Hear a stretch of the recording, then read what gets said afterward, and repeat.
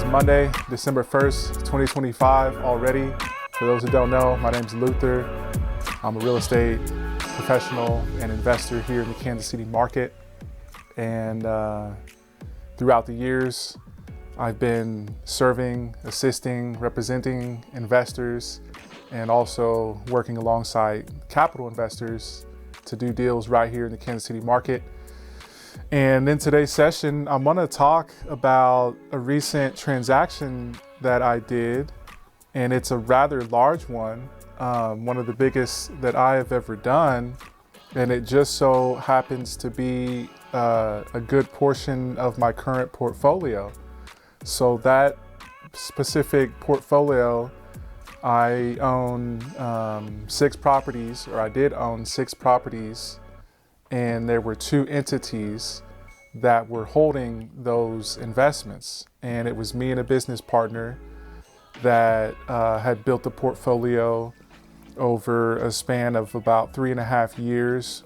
During that time frame, we did a dozen deals, okay? So most of those we held on to, and the others we immediately resold. And there was one fix and flip that we did, okay? And so our intention, or at least our main goal, was to grow a portfolio. And we were able to do so. We got up to 7 doors. And for those that also don't know, we do seller financing on, buy and hold single family home investments as a way to create revenue and cash flow without the additional stress and costs of traditional landlording. Okay, so if you want to know more about that, you can definitely reach out to me, or you can check out some of the previous, some of the videos that I've done in the past, because I talk about our strategy, I talk about capital, and I talk about operating a real estate investing business and what it's really like, okay? And so this session today will probably be just part 1 of maybe a few videos where I dig into some of the inner workings and how my business partner and I were able to do as many deals as we did, and how we were able to grow the portfolio the way that we did. And then today I want to talk mostly about the exit and why I chose to walk away, because I say that I sold the properties, the 2 entities that were holding those 6 investments. And by the way, those 6 single family home investments, again, we do seller financing on all of them. They're performing to this day. We have residents in the home, and all of them except for one pay like clockwork. And even the one that doesn't necessarily pay on time all the time, he still communicates and still makes payments, throughout the year, and he's fighting to get caught back up again. So of the 6, they perform, they cash flow. And I'll throw some numbers out there too. For those 6 properties, their market value, if we were to look at each individually, as a whole, what they might be worth in today's market, they'd be worth about $1.2 million, maybe more, okay? And then those 6 investment properties, right, they each produce about $300 a month on average, and that's net cash flow, okay? So that's no maintenance, that's no property management, okay? Our vacancy rates are super low because we do seller financing, and operating that type of portfolio is very simple compared to what you would see as a traditional landlord, or a traditional house flipper, renovator type of operation. How we operate, it just flows a little bit smoother, and it's a lot easier to manage, okay? And so one of the biggest reasons that I'm stepping away, my partner is essentially buying me out, is because of a number of reasons, but I talk about it on social media, or at least I have in the past, and I've talked about it on my previous videos as well. A lot of it has to deal with the type of capital that we were using, the type of funding that we were utilizing, and how we were using that debt in order to grow our portfolio. Okay, so of course we have mortgages on all 6 of those investment properties that are in first lien position.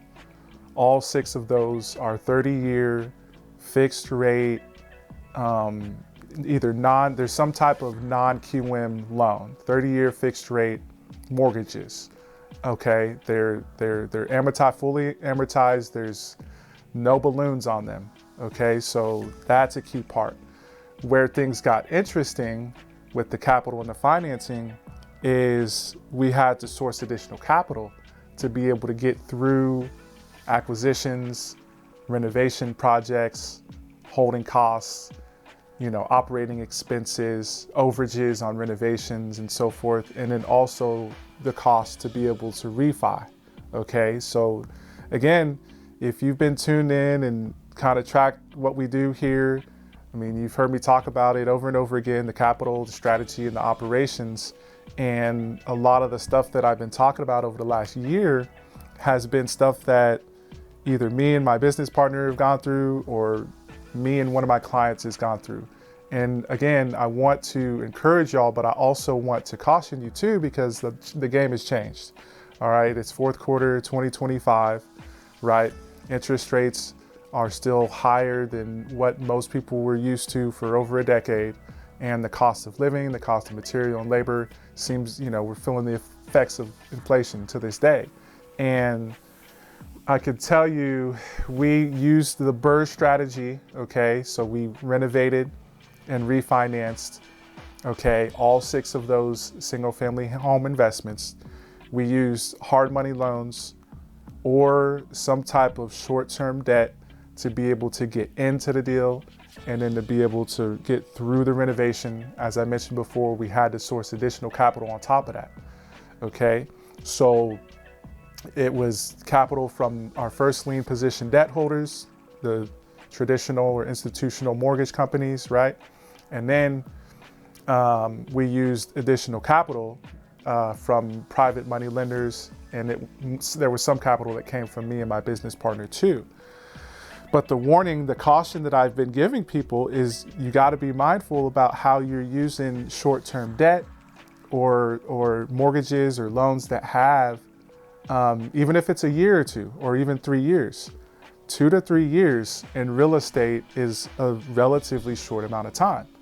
In a lot of other situations or scenarios, 2 or 3 years may seem like an eternity, but 2 to 3 years in real estate can go by like that. And I bring that up because on the additional debt that we leveraged, we had a year, 2 year, and then 3 years. And that time came and went. So the clock was ticking, okay? And we had balloons coming due on a couple different loans from 2 different private money lenders who we'd worked with previously. And we were able to sell off one of the assets. Okay, so I mentioned before that we had 7 single family home investments, all of them performing.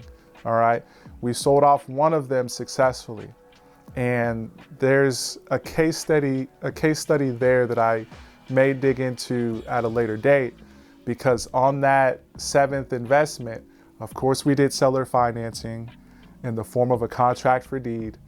And it just so happened that our residents who were buying from us on the contract for deed notes, seller financing, they decided to sell the interest. They decided to sell the property. So they walked away with a relatively large amount of money. My business partner and I walked away with a relatively sizable amount of capital. And fortunately, the timing was right, and we used almost all of that capital to pay off one of those private money lenders that I mentioned before.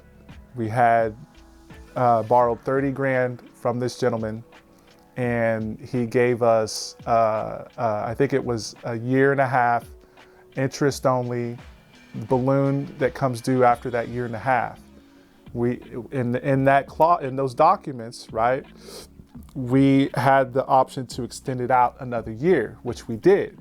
So I don't want to get too far into the weeds, but there's a reason that I've been stressing and emphasizing and imploring you all, my clients, my partners, my associates, and so forth, whoever's interested in real estate investing, to get a better handle on the capital and then the strategy that you're using to be able to invest in real estate. And then later on down the road, you're gonna, as you're growing and doing more deals, you're gonna have to get a handle on how you operate your real estate investing business as well, okay? So we had 7 properties, ended up with 6 of them.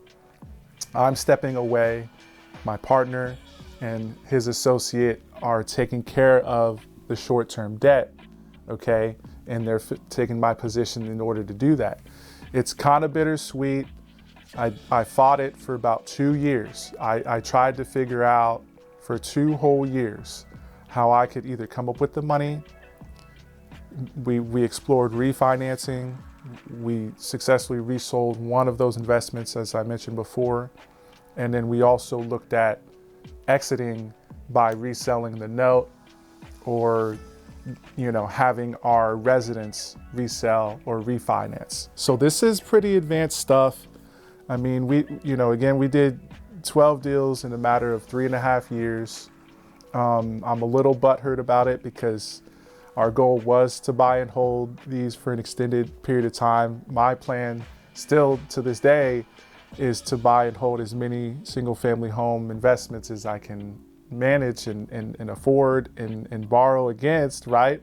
And keep those for years, if not decades, if not till the day that I die. And then I can hopefully, before I pass, I have my wits about me, and before I lose my shit or my marbles, I could sort it out with my heirs and pass it on somehow, some way. That's kind of the plan. But again, like, the capital is key, the strategy is key, the operations is critical.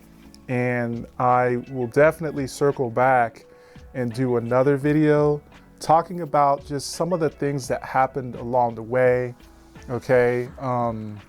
Building up the portfolio, doing the deals. Okay, I will say this before I jump off. During that 3.5 year period, we did those 12 transactions, right? 7 buy and hold. The other 5, we immediately resold, 1 fix and flip, right? Of those transactions, we borrowed from at least 10 or 11 different individuals or mortgage companies. So that includes hard money loans, it includes private individuals, and that also includes the 30-year fixed rate non-QM mortgages. So 10 to 12 different lenders who we borrowed from, okay? And of course, we were shopping around at different points during that time frame, trying to find the best rates and the best terms that we could get. And of course, there's different guidelines and stipulations depending on which lenders you talk to. They're gonna check your credit. They're gonna look at your experience, right? If you want the best rates and terms, then, your experience and your track record needs to be on point, as well as your reserves and your credit needs to be on point too. And that could be you, your business partner, the two of you, however you're making it shake, okay? And so, we made it happen. I'm still in the mix here. I got, some other properties that I own, and I'm still talking with investors almost every single week about how they can make it happen. And again, I gotta caution and encourage you guys and gals, right? Whoever's out there that's looking to make these moves. A big shift, right, that happened was interest rates going from 5%, 5 to 6% to 8 to 9% in a matter of about 8 months. That was probably the biggest shift that caused us to have to switch gears and regroup, because the first few deals that we did, we definitely went over budget and passed the deadline, as I talk about, regularly. And the cost of the hard money, we learned some lessons there. Hard money is expensive, okay? And then thinking that we had enough capital to make it through the acquisition, the renovation, and the refi. We needed to source additional capital from those private individuals. And we could only borrow it on a short-term basis. And at that point, we didn't have time to keep looking and calling people because the clock was ticking, right? So these different factors. And then while we're going through this process, right, interest rates go, our first 30-year fixed rate mortgage we took out in early 2020. It was 5.25% interest. After 2022, right, interest rates, the end of 2022, I forget the exact dates, but by the time we did our last few deals, we were refinancing the long-term debt at 8.25, in between 8.25 and 8.75%, okay? And that happened rather swiftly. And we were in the mix, in the middle of doing renovations, refis, acquisitions, and I was helping my clients do the same thing. So besides the debt, I realize now how much goes into the entire process. And I was getting drained and exhausted, and I just was in that mode of moving and shaking, not really thinking about paying myself or how we can make things more efficient. At that point, we were just trying to get through the process on all of those transactions. And so fortunately, after 2022, early part of 2023, we did a couple more deals. But at that point, I had made it clear to my clients and my investors that, hey, we're probably not going to be able to continue going as we had been, right? Because interest rates and inflation and the cost of getting renovation done is all higher. And so, I pumped the brakes. We got through those last couple transactions. We were able to buy ourselves some time by borrowing additional second lien position debt, some of which was secured, some of which was unsecured. And unfortunately, it happened to be interest only with balloons that came due. So I've been talking about balloons for the last handful of years on Facebook, social media, and I think now more investors and real estate practitioners are forced, they have no choice. It's in their face. If you bought property within the last 6 to 24 months, you're feeling it, especially if you use some type of short-term debt or hard money loan that has interest-only payments and a balloon that comes due in 6 months, 12 months, or 24 months, or maybe longer. You're definitely feeling it. So, going forward, would I do the same type of thing again for the experience? Yeah. One big thing, and it's something that I talk about regularly now, that I would have done different is I would have gone in knowing that we're going to need additional capital and probably seeing if we could source that capital beforehand instead of waiting part way through the process. That's one thing that I would have done different. And then another thing I would have done different is I would have negotiated to get myself paid throughout that process, because on multiple occasions, there were at least 3 deals that I did out of the 13 deals that I did during that 3.5 or 4 year time frame. There were at least 3 of them where I essentially was investing money, operating the business, and not getting paid. And once the properties were performing, then I paid myself, then my business partner, we paid ourselves a little something, right? But that was a year later. So again, I could take this thing a couple different directions, but this will be part 1, talking about one of the biggest deals of my life, stepping away from 2 entities and 6 performing single family home investments, right? And so for those people who are serious about placing capital, investing in real estate, or those who are practitioners, who are serving investors and want to get into the game and learn more, you know how to reach me. Appreciate you tuning in. Have a blessed day. Peace, y'all.